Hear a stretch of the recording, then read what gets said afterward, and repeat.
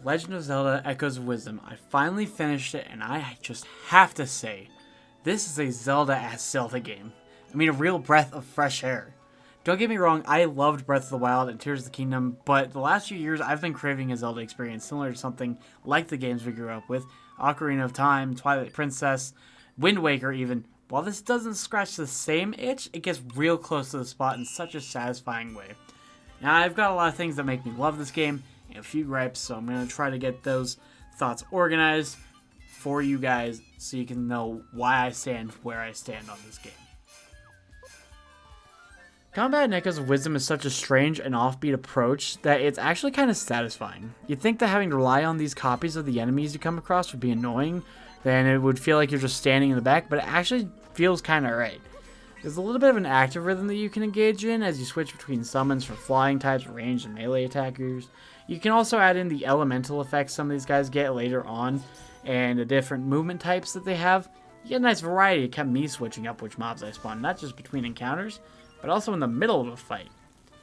You don't really notice how nice it is to get a new spawn until you take out one that is giving you a hard time in the middle of a fight. And you grab their echo, and then you turn that around, and you switch the flow of combat. You switch who is winning. The tides turn in the fraction of a second, just like that.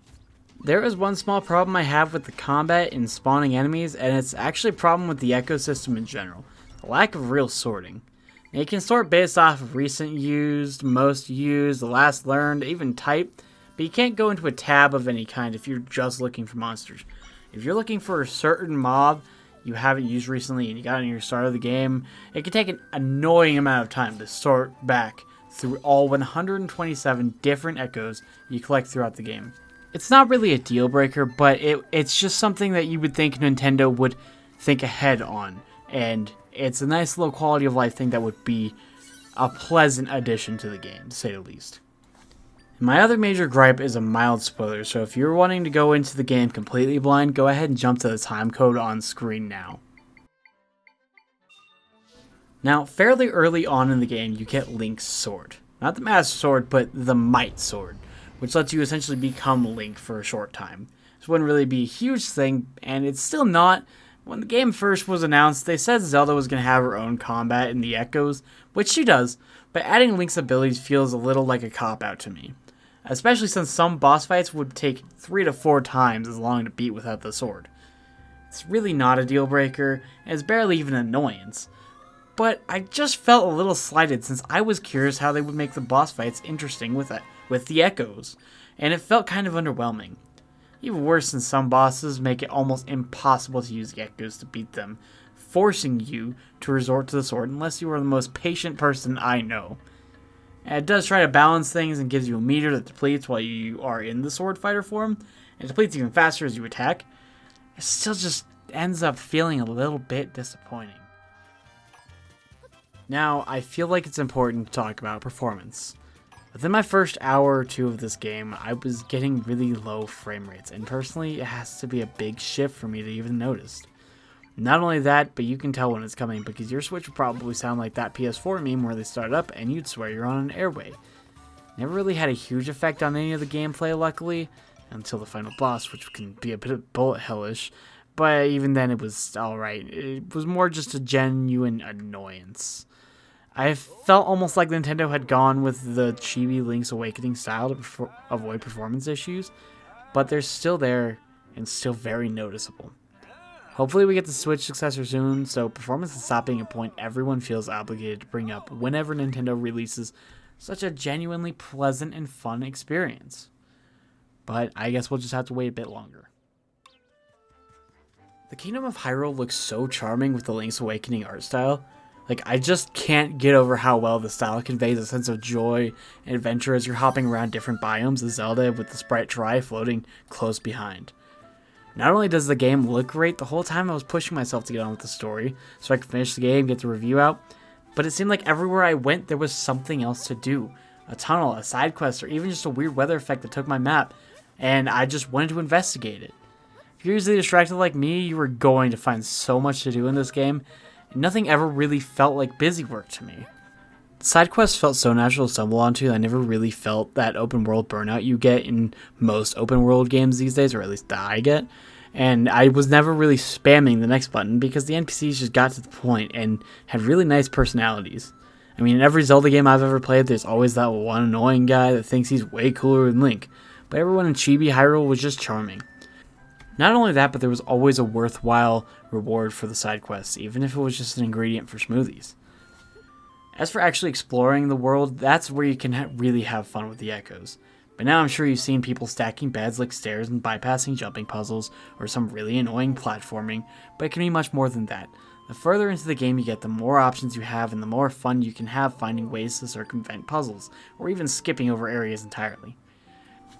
There's a really nice mix of the dungeon exploration from the 2000s Zelda games, with the physics elements of the more recent games that reminds me of watching speedrunners and glitchers messing with the game engine in the older games.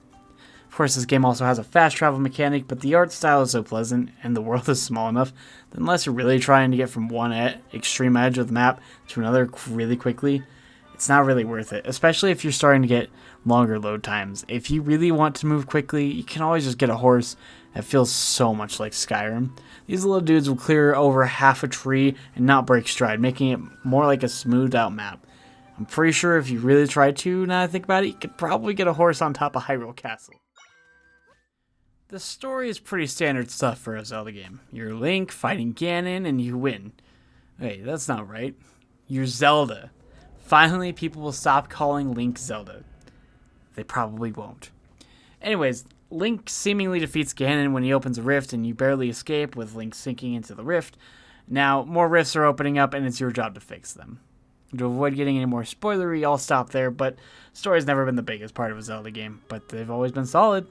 Zelda's more about exploration and, for lack of a better word, vibes. Story was never going to be as deep and emotionally moving as something like Red Dead Redemption 2 or Final Fantasy 16, which is one of my favorites from last year. Just gonna throw that out there. But it's a really solid and engaging story that may have a few tearjerker moments, especially at the end. Really, all of the plot is pretty predictable, but in a good way, even if it's playing it safe. That's all I really ask of a Zelda story. The dungeons in this game are the rifts, and they have the unique property of being in this huge void, giving you lots of platforming verticality running up to the dungeon itself. That's fun to explore. I think the first time I saw a sideways river or pond, I actually let out a chuckle at the novelty. The court dungeon in each rift isn't exactly the most memorable thing, and they definitely don't have the most memorable locations or puzzles, but it wasn't egregious in any way. It just felt like playing a Zelda game, and it really scratches a Zelda dungeon itch that was only a little bit there in Tears of the Kingdom and almost completely absent from Breath of the Wild. So while the dungeons were pretty standard and forgettable, the setting of the rift and some of the platforming novelty really made it not the most disappointing thing in the game.